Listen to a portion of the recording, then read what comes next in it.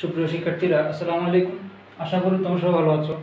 তো আজকে আমরা আলোচনা করব অনার্স প্রথম বর্ষ জিওমেট্রি বইয়ের চ্যাপ্টার 1 স্থানাঙ্ক রূপান্তর অধ্যায় নিয়ে।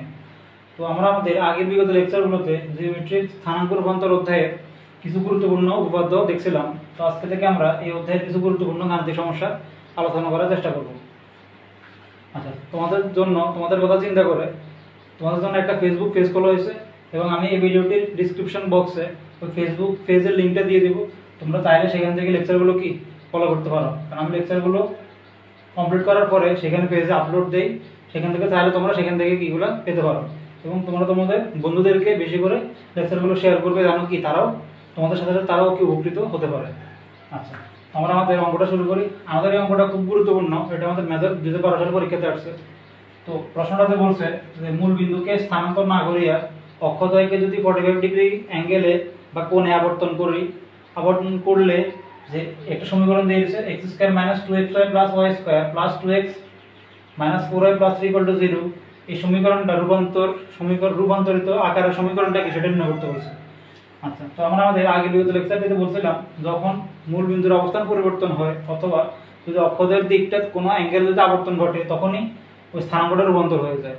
ঠিক একরকমভাবে এখানে বলছে যে মূল বিন্দুকে যদি স্থানান্তর যদি না করে, অর্থাৎ মূল বিন্দুকে স্থির রেখে অক্ষদ্বয়কে যদি আমি 45 ডিগ্রি অ্যাঙ্গেলে যদি আবর্তন করাই তাহলে এই সমীকরণটা রূপান্তরিত সমীকরণ কি সেটা বের করতে হবে। তো তার জন্য তো আমাদেরকে রূপান্তরিত স্থানাঙ্ক বের করতে হবে, কারণ আমরা বলছিলাম যে মূল বিন্দুকে স্থানান্তর না করে যদি অক্ষদ্বয়কে 45 ডিগ্রি অ্যাঙ্গেলে আবর্তন করাই তখন বা থিটা করে আবর্তন করায় তখন স্থানাঙ্ক কীরকম হয় সেটা আমরা দেখছিলাম। তো সেই দিকে স্থানাঙ্ক লিখতেছি আনসার, অর্থাৎ মূল বিন্দুকে স্থানান্তর না করিয়া অক্ষদ্বয়কে থিটা কোণে আবর্তন করলে রূপান্তরিত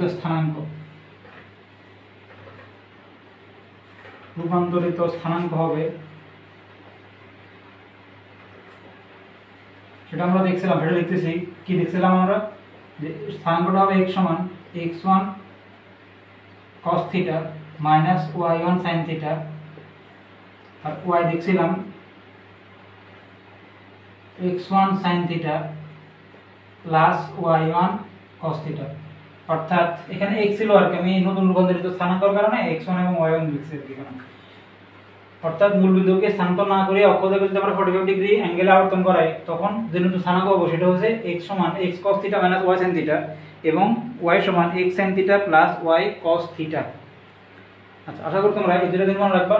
এবং আমরা এখানে x1 y1 লিখছি আর কি, আমরা চাইলে এখান থেকে সরাসরি x1 y1 না লিখে সরাসরি xy লিখতে পারি, পরবর্তীতে সেটা x1 y1 উঠে দেওয়া হবে আর কি। আমরা সরাসরি লিখে ফেলি যে x সমান x cos θ y sin θ, অর্থাৎ এখানে আমরা x1 না দিয়ে সরাসরি x প্রথমে লিখি, তাহলে এটা বারবার x1 y1 লেখা লাগবে না আর কি। তো আমরা তো এখানে অ্যাঙ্গেল জানি 45 ডিগ্রি বলছে, তো অ্যাঙ্গেলটা বসালে এখানে থিটার মান কি আছে দেখো, তাহলে এখানে বসালে x cos θ বলছে 45 ডিগ্রি, এই 45 degree minus y sin 45 degree, এখান থেকে এরকম ভাবে আমরা থিটার মান জানি, এটা বসাচ্ছি x sin 45 degree plus y cos 45 degree. এখান থেকে আমরা দুইটা মান পাবো এবং আমরা sin 45 cos 45 মান কত সেটা আমরা জানি। আচ্ছা, তো এখানে লিখতেছি, আচ্ছা এখানে রাগ হইতেছে না, এখানে লিখতেছি, আচ্ছা এখানে লিখবে x cos 45 মানে 1/√2, তাহলে x * 1/√2 মাইনাস sin 45 ও 1/√2 1/√2। এখানে একরকম ভাবে sin 45 1/√2 প্লাস cos 45 y * 1/√2। আশা করি তোমরা এটা বুঝছো। তো তাহলে আমরা দুইটা নতুন স্থানাঙ্ক পাইছি x এবং y, এটা হচ্ছে দুইটা, আমি এগুলো বুঝতে পারি, এগুলো কিছু লাগবে না। আমাদের দুইটা স্থানাঙ্ক লাগবে, এই দুইটা স্থানাঙ্ক আমরা মূল সমীকরণ ধরে দিয়ে দিচ্ছি, এখানে x এর জায়গায় y এর জায়গায় এই দুইটা স্থানাঙ্ক পাইছি, এই দুইটা বসাইলে নতুন রূপান্তরিত স্থানাঙ্কটাকে আমরা পেয়ে যাবো। আচ্ছা, তো এগুলো মুছে ফেলতেছি তাহলে। আমি সরাসরি সাদা লিখি জিনিসটা। আচ্ছা, সরাসরি যেটা লিখবে আর কি, তাহলে এখান থেকে আমরা x পাইছি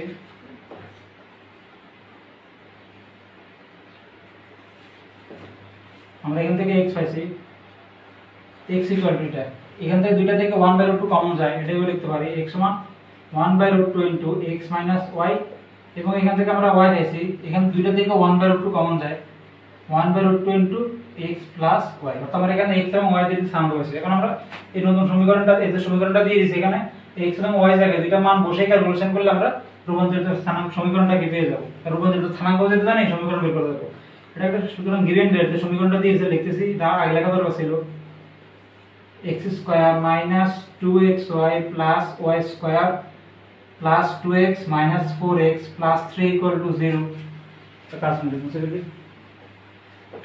তো এখানে আমি x এবং y এর মানটা বসাচ্ছি, x এর মান 1/√2 ইনটু x মাইনাস y বসাচ্ছি, এই যে 1/√2 ইনটু x মাইনাস y এর হোল স্কয়ার আছে মাইনাস 2xy, তাহলে 2 ইনটু x মানে 1/√2, x মানে x minus y into y, y মানে হচ্ছে 1/√2 x plus y plus y square, y মানে এখানে 1/√2 x প্লাস y এর স্কয়ার, তারপর দিছে এখানে plus 2x plus 2 into x এর মান 1/√2 x minus y minus 4y, sorry 4y, 4y 4 into 1/√2 into x plus y plus 3 equal to 0। আশা করি তোমরা এই লাইনটা এখানে এটা বুঝেছো। আচ্ছা, তো এখন আমরা এখানে ক্যালকুলেশন করি, এখানে স্কয়ার কাটা যাবে, থাকবে এখানে 1/2 into x minus y whole square minus, এখানে আমি যদি কাটাকাটি করি, আচ্ছা আমি একটা সাদা লিখে ফেলতেছি, এটা লিখে ফেলছি আর এটা লিখে ফেলি, কারণ স্কয়ারগুলো একসাথে রাখি, প্লাস এটা লিখতেছি, সাদা লিখতেছি একসাথে, x এর কাটা যাবে, থাকবে 1/2 into x plus y whole square, y whole square. আচ্ছা, এখন এখানে এটা বাকিগুলো লিখব। আচ্ছা, তো এখান থেকে আমরা কি পাই, এখান থেকে দেখো 2 আছে 1/√2 ইনটু 1/√2, তার থেকে দুইটাতে স্কয়ার রুট কাটা 1/2, এই 2 এই দুইটা থেকে 2 ভাবে এটা কাটা চলে যাবে, থাকবে শুধুমাত্র এখান থেকে x মাইনাস y আর x প্লাস y প্লাস, এটা তো লিখে ফেলছি, এখানে থাকবে 2 কে আমরা √2 স্কয়ার লিখতে পারি, ভেঙে লিখি 2 কে আমরা √2 স্কয়ার লিখতে পারি ডিভাইডেড বাই √2, এখানে আছে x মাইনাস y মাইনাস 4 কে ওইভাবে লেখা যায় ইনটু, আচ্ছা ভেঙে লিখি বুঝবার, 2 কে আমরা √2 স্কয়ার লিখে ফেলছি আর কি, ডিভাইডেড বাই √2, এখানে লেখা যায় x plus y plus 3 equal to 0। আশা করি তোমরা এই জিনিসটা বুঝেছো। এখন আমরা 1/2 into x minus y plus 1/2 into x plus y whole square minus, এখান থেকে x minus y x plus y, এখান থেকে √2 কাটা গেলে √2 একটা থাকবে ইনটু x মাইনাস y, এখান থেকে √2 একটা কাটা যাবে, তাহলে 2√2 থাকবে, 2√2 into x plus y plus 3 equal to 0। আশা করি তোমরা এতটুকু বুঝেছো। আচ্ছা, তো এখন আমরা একটা কাজ করি, 1/2 আছে তো সবটাকে আমরা একটা 2 দ্বারা গুণ করে দিই, তাহলে এখানে কি পাবো, এখানে থাকবে x minus y whole square, এখানে থাকবে x plus y whole square minus 2 into a minus b into a plus b, তাহলে a square minus b square, লিখে ফেলছি সূত্র, 2 দ্বারা গুণ করতেছি, 2 ইনটু x মাইনাস y, 2 গুণ করলে 4, 4√2 x প্লাস y প্লাস 3 সাথে 2 গুণ করলে 6 ইকুয়াল টু 0। কি করছি, সবটাকে আমরা 2 দ্বারা গুণ করে ফেলছি। আচ্ছা, তাহলে মুছে ফেলতেছি এগুলো।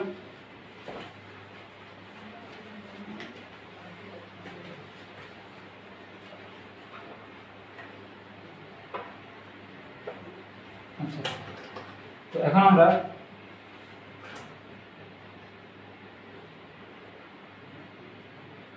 আচ্ছা, তো এখান থেকে এখানে লিখতেছি আমরা, তো দেখো আমরা অনুসিদ্ধান্ত জানি যে 2 into a square plus b square অনুসিদ্ধান্ত, সেটা হচ্ছে a plus b whole square plus a minus b whole square, এই অনুসিদ্ধান্ত এখানে পড়তেছে a minus b whole square plus a plus b whole square, এটা হচ্ছে অনুসিদ্ধান্ত 2 into a square plus b square, সেটা এটার পরিবর্তে আমি অনুসিদ্ধান্ত লিখতে পারবো 2 into x square plus y square, তো আমি এই অনুসিদ্ধান্ত বসাচ্ছি এখানে, এটার পরিবর্তে এই দুটোর পরিবর্তে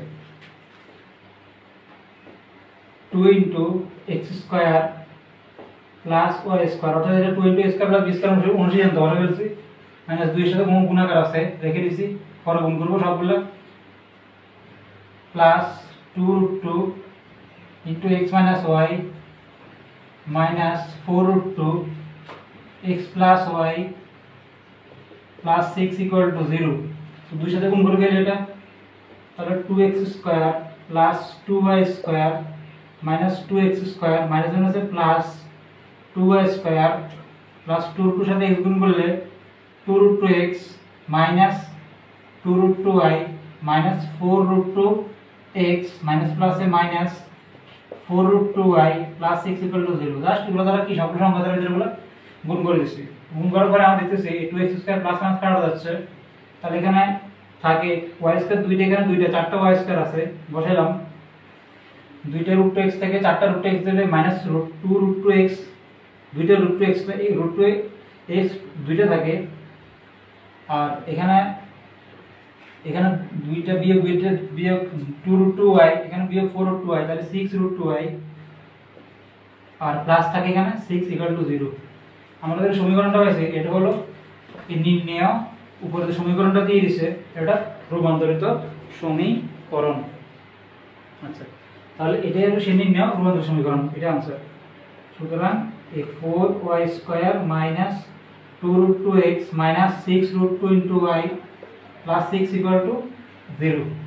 অর্থাৎ আমি এখান থেকে সরাসরি এটা এভাবে লিখি নাই, x equal to x1 cos θ যেহেতু ছিল x1 মাধ্যমে লিখে নাই আর কি, করলে এটা x1 আর y1 মাধ্যমে আসতে হবে সবগুলা। পরবর্তীতে আমি x এবং y যা প্রতিস্থাপিত করি, অর্থাৎ x1 y1 এর পরিবর্তে xy লিখলাম, এটাই পাবো। তো সরাসরি আগ থেকে প্রতিস্থাপন করে এই দুটো লিখে ফেলছি আর কি। তো এটা আমাদের নির্ণয় आंसर। আশা করি তোমরা এই খুব গুরুত্বপূর্ণ অঙ্কটা বুঝেছো। তো আজকে আমরা আরেকটা গুরুত্বপূর্ণ সমস্যা আলোচনা করব, এটা বুঝে ফেলতেছি।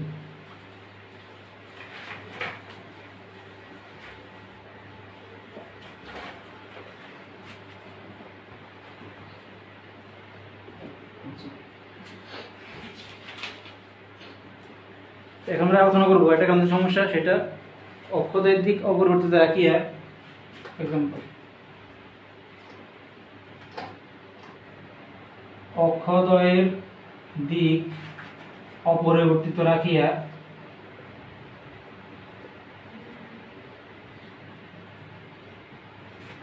মূলবিন্দুকে 1 -1 বিন্দুতে স্থানান্তর করিলে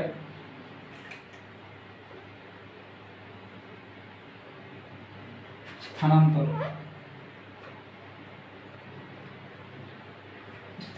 করিলে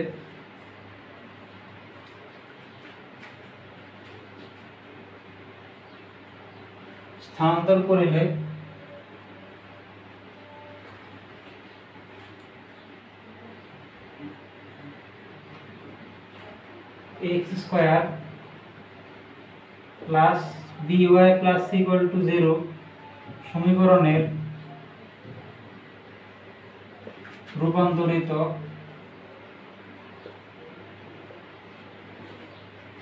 রূপান্তরিত সমীকরণ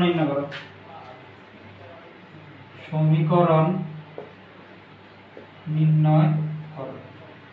এটা খুব গুরুত্বপূর্ণ, এটা ম্যাথ পরীক্ষা কয়েকবার আসছে, বা 11, 13, 18 আসছে। মেজর 11, 13 এবং 18 আসছে। খুব গুরুত্বপূর্ণ একটা আমাদের সমস্যা। তো বলতে গেলে যে অক্ষদের দিক অপরিবর্তিত রাখিয়া মূল বিন্দুকে যদি আমরা স্থানান্তর করি 1 -1 বিন্দুতে, তখন যে x square plus by plus c এই সমীকরণটার রূপান্তরিত সমীকরণ সেটা কি হবে বের করতে বলছে। আমরা বলছিলাম যে সমীকরণ রূপান্তর তিন ভাবে, স্থানাঙ্ক রূপান্তর তিন ভাবে হয়ে থাকে। একটা হলো মূল বিন্দুকে স্থানান্তর করে অক্ষদের দিকে, আবার অক্ষদয় স্থির রেখে মূল বিন্দুকে স্থানান্তর করলে এটা একরকম ভাবে স্থানান্তর রূপান্তর হয়। আরেক রকম হয় যে অক্ষদয়ের দিক মূল বিন্দুকে স্থানান্তর করে অক্ষর দ্বারা আবর্তন, এভাবে হতে পারে। আরেকটা হলো যে মূল বিন্দুকে স্থির রেখে অক্ষর দ্বারা আবর্তন, তিন ভাবে স্থানান্তর রূপান্তর হতে পারে। তার ভিতরে এটা একটা, যে অক্ষদয়ের দিক আমরা ঠিক রেখে যদি মূল বিন্দুকে 1 -1 বিন্দুতে স্থানান্তর করে ফেলি, তখন তা এই সমীকরণটা রূপান্তরিত সমীকরণ সেটা কি বের করতে বলছে। আমরা আমাদের আগে লেকচারগুলোতে এটাও দেখছিলাম যে অক্ষদের দিক অবরুদ্ধ রাখিয়ে মূল বিন্দুকে যদি আমরা আলফা বিটা বিন্দুতে স্থানান্তর করছিলাম, এখানে আলফা বিটা বলে দিয়েছে 1 -1, তখন তার রূপান্তরিত স্থানাঙ্ক সেটা কি সেটা দেখতেছি। রূপান্তরিত স্থানাঙ্ক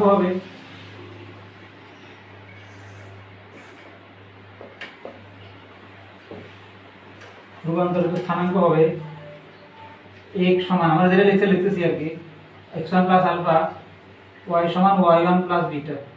অর্থাৎ যখন অক্ষদের দিক অবরুদ্ধ রেখে মূল বিন্দুকে যখন আমরা আলফা এবং বিটা বিন্দুতে স্থানান্তর করব তখনই তার রূপান্তরিত স্থানাঙ্কটা হচ্ছে xy সমান x1 প্লাস আলফা y সমান y1 প্লাস বিটা। এগুলো আমরা আমাদের আগে লেকচারগুলোতে এগুলো কি এগুলো আলোচনা করছিলাম।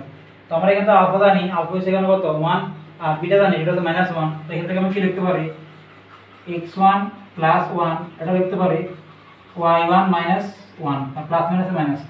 তো সরাসরি এখান থেকে আমরা এই x1 y1 পরিবর্তে সরাসরি xy প্রতিস্থাপন করে বসাই দিই সরাসরি x প্লাস 1 এবং y মাইনাস 1 দিয়ে লিখবো অর্থাৎ x y জায়গায়। তো সমীকরণটা দিয়ে দিয়েছি এটা লিখতেছি এখানে এটা বসাবো আর x জায়গায় এটা y জায়গায় এটা বলে দিয়েছে x square plus by plus c equal to 0 এখানে a ইনটু x জায়গায় বসাবো তাই আমরা পাইছি x plus 1 whole square plus b into y জায়গায় আমরা বসাবো y মাইনাস 1 আর প্লাস c ইকুয়াল টু 0। এটা সরল করলে আমরা কি আমাদের নির্ণয় স্থানাঙ্কটা পেয়ে যাব।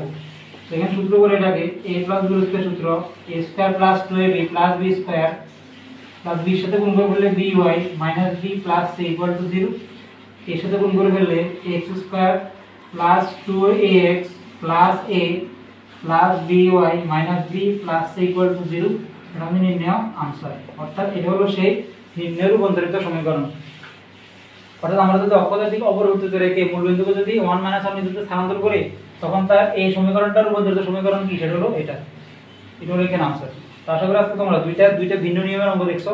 আমরা আমাদের আগের অঙ্কটাতে আমরা মূল বিন্দুকে স্থির রেখে অক্ষ থেকে 45 ডিগ্রি অ্যাঙ্গেল আবর্তন করালে কিভাবে করতে হয় সেটা দেখছি। তো আরেকটা অঙ্ক দেখলাম এখানে যে অক্ষ থেকে স্থির রেখে মূল বিন্দুকে যদি স্থানান্তর করি তার ক্ষেত্রে অঙ্কগুলো কিভাবে করতে হয় সেটা। আশা করি তোমরা আজকে দুটো গুরুত্বপূর্ণ অঙ্ক বুঝেছো। আমরা আমাদের পরের লেকচার থেকে এই অধ্যায়ে আরো কিছু গুরুত্বপূর্ণ গাণিতিক সমস্যা আলোচনা করার চেষ্টা করব। তো আজকে পর্যন্ত সবাই ভালো থাকো। আসসালামু আলাইকুম।